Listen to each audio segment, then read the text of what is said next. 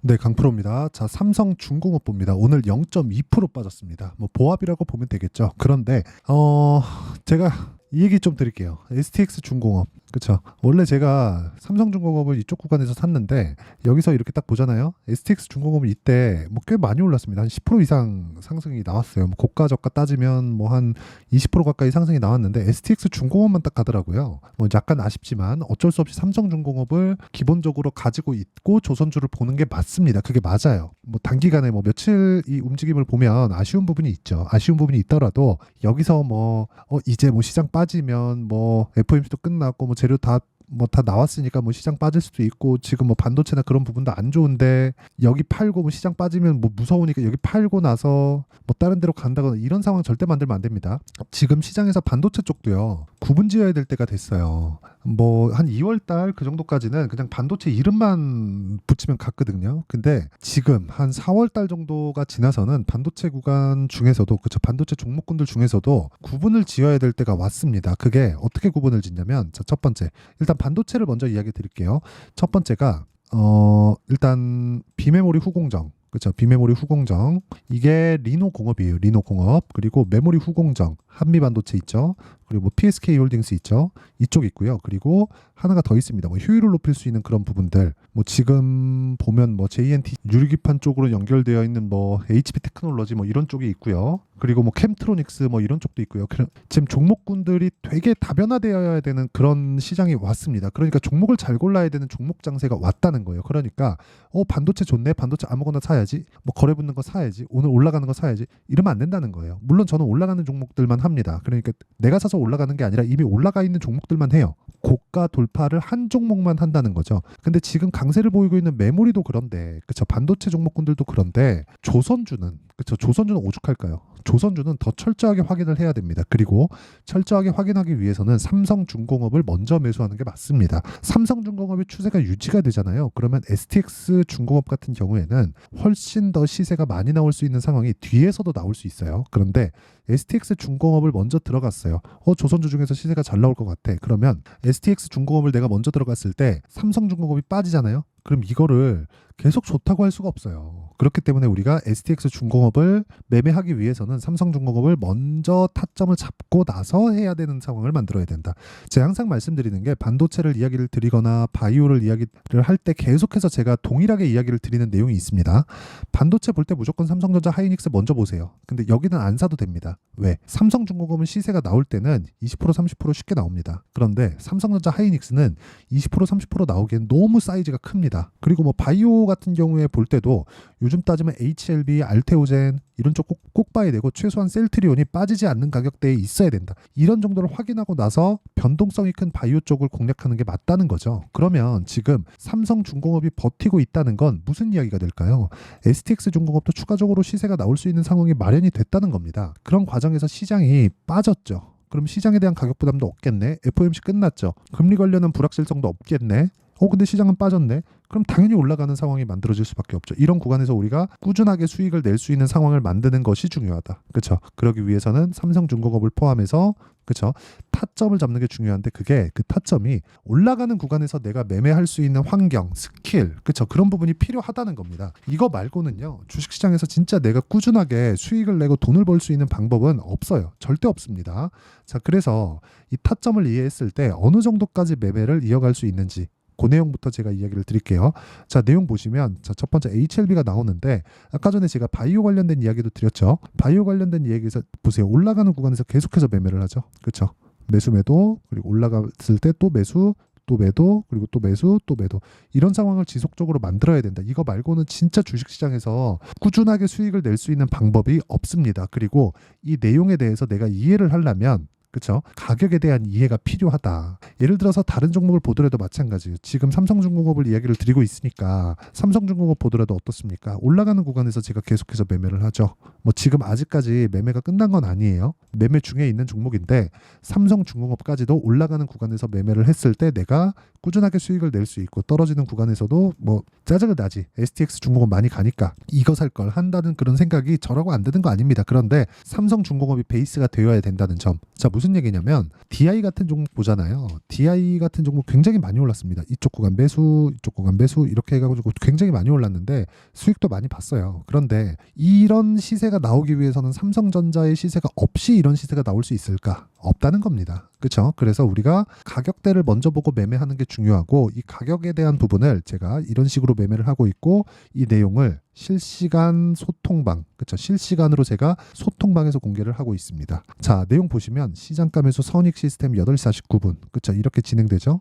자, 선익 시스템 한번 볼게요. 선익 시스템. 자, 내용 보시면요. 올라가는 구간에서 제가 계속 매수를 하고 있고, 그렇죠? 계속해서 시장이 안 좋은데도 불구하고 강한 움직임을 보인다. 모든 종목을 수익을 볼 수 있는 건 아닙니다. 매매하는 과정에서 손절이 있을 수 있어요. 그런데 그 손절이 있을 수 있는 그런 구간에서 내가 이겨내고 갈 수 있으려면 꾸준하게 누적 수익이 쌓여야 되는 부분도 중요하지만 그 누적 수익에 대한 부분이 뭐가 중요한지 제가 계속해서 말씀드리는데 주식은 수직으로 올라가는 경우가 거의 없거든요. 1%도 안 돼요. 그런 종목을 잡을 수 있는 확률이. 그러면 올라가는 구간에서 조정 구간을 내가 항상 봐야 된다는 건데 거기서 내가 팔까 말까에 대한 항상 이 딜레마에 빠집니다. 그러기 위해서는 이게 왜 올라가는지 이유를 찾고 호재를 찾는 게 먼저가 아니라 올라가는 종목들을 먼저 추려놓고 그 안에서만 집중하는 거예요. 그래서 분류를 해요. 사람은 무한정 이 머리를 쓰고 자원을 그 자원을 써제낄 수가 없어요. 그렇기 때문에 어디 한 곳에 대한 그 섹터를 딱 정해놓고 그 안에서 우리가 어떤 내용이 있는지를 파헤치면 훨씬 더 효율적이고 능률이 올라갑니다.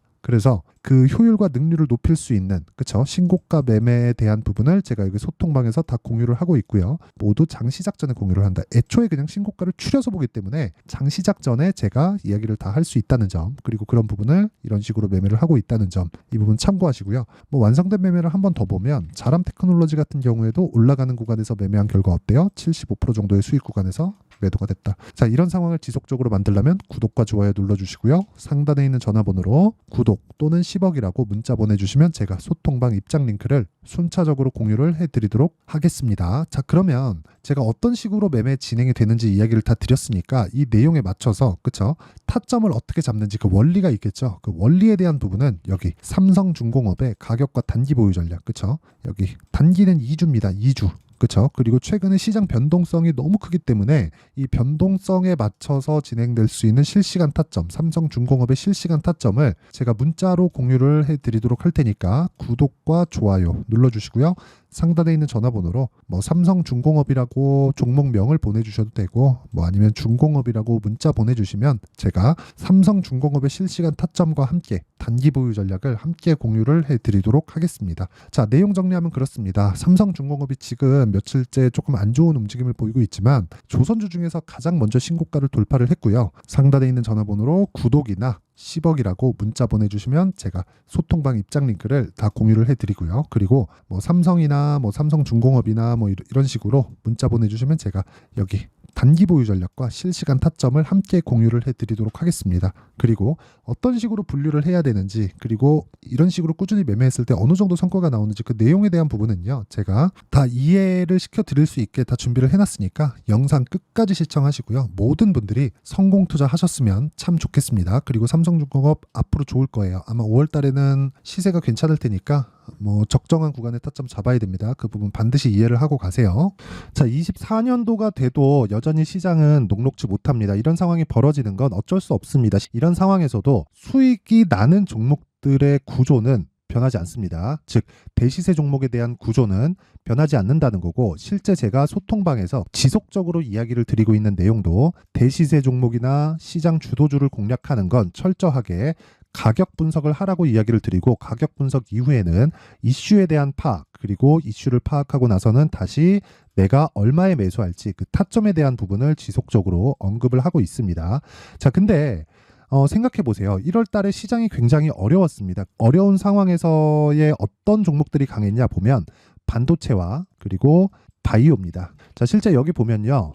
HLB에 제가 실제 매매한 내용을 띄워놓고 보여드리고 있는데 1월 22일부터 매매를 시작해서 4일 동안 31%의 수익 마감이 됐고요. 그리고 여전히 신고가 종목입니다. 자, 그리고 그 다음 어보브 반도체 이름을 보시다시피 반도체 종목이죠. 그리고 AI 반도체는 지속적으로 강세를 보이고 있습니다. 이 종목도 신고가를 먼저 달성한 이후에 제가 21%의 단기간에 21%의 큰 수익을 내고 마감이 됐습니다. 다시 재공략을 준비하고 있고 이런 부분은 소통방에서 다 공유를 해드립니다. 자, 그리고 그 다음 코세스. 자, 코세스 같은 종목도 당연히 그쵸, 신고가 종목이고요. 그리고 반도체 종목입니다. 이 종목도 영업일 기준에서 이틀 동안 대략 한 15%의 수익 마감이 됐습니다.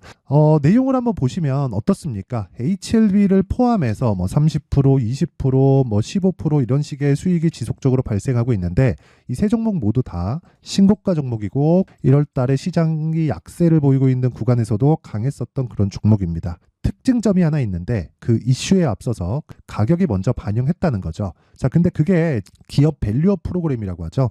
그 종목들도 마찬가지입니다. 오늘은 그 부분에 대해서 이야기를 드릴 텐데 그렇게 제가 가격을 먼저 보고 이슈에 대해서 파악하는 이유는 결과적으로는 큰 시세를 먹기 위한 사전 준비 작업입니다. 실제로 큰 시세를 먹기 위해서 사전 준비 작업을 했을 때 여기 레인보우 로보틱스 127% 그리고 ISC 98% 그리고 한미반도체 97%의 큰 수익을 내는 상황을 만들 수 있습니다. 어떤 식으로 소통방에서 진행됐는지 그쵸, 그 상황을 제가 이야기를 드린 건데 이런 상황도요 당연히 신고가를 공략했을 때 가능한 겁니다. 자, 그러면 이번에도 마찬가지입니다. 그쵸, 정부 주도의 코리아 디스카운트 해소 방안이 2월 달에 발표를 하고요. 그리고 2월 달에 발표된 내용을 토대로 주가가 움직이는 게 아니라 이미 움직인 내용이 있죠. 실제 이 내용은 크게 중요한 게 아니라는 겁니다. 실제 움직인 내용을 보면 자, 기아차입니다. 실제로 12월 달에 신고가를 만들어 놓고 정부에서 입김을 불어 넣으니까 순식간에 기아차를 포함해서 현대차 같은 거대 기업들의 주가가 2주도 채 되지 않아서 40% 정도의 큰 시세를 냅니다. 자, 그러면 우리는 어떤 종목을 봐야 될까요? 이슈를 파악해야 되는 것도 맞지만 철저하게 가격에 맞춰서 매매를 해야 되는 게 당연히 중요합니다. 정부가 주도하는 정책 방향이 있겠죠. 그 방향에 맞춰서 우리가 종목을 찾을 필요가 있다. 자, 그럼 답이 나왔습니다. 정부가 주도하는 방향에 맞춰서 제2의 기아차를 찾는 게 지금은 중요하다. 근데 정부 정책의 방향에 맞게 가자. 그랬을 때 앞서서 제가 보여드렸었던 내용인 여기 레인보우 로보틱스 127% 그리고 ISC 98% 그리고 한미반도체 97%와 같은 수익을 낼 수 있습니다. 물론 시간에 대한 부분은 최소 2주의 시간이 필요하고요. 그리고 최장 3개월 안에 끝내야 됩니다. 자, 기아차의 시세를 보셨던 것과 같이 2월 달에 정부 정책의 방향이 결정되고요. 바로 3월 달이면 시행입니다. 자, 그러면 우리는 거기에 맞춰서 당연히 종목을 찾아야 되고 제가 제2의 기아차를 찾아놨습니다. 제가 아까 전에 소통방에서 이야기를 드렸었던 내용 다 공개를 해드렸는데 그 내용처럼 종목만 받고 싶다 하시는 분들은요. 상단에 있는 제 전화번호로 대시세, 자, 대시세라고 문자를 보내주시면 정부 정책의 방향에 맞는 종목을 모든 분들에게 무료로 공개를 해드리도록 하겠습니다. 자, 제가 원하는 건 채널 성장이 목적입니다. 자, 그래서 구독과 좋아요 꼭 좀 부탁드리고요. 모든 분들이 정부 정책에 맞는 방향으로 매매를 이어가서 큰 수익 보셨으면 좋겠습니다.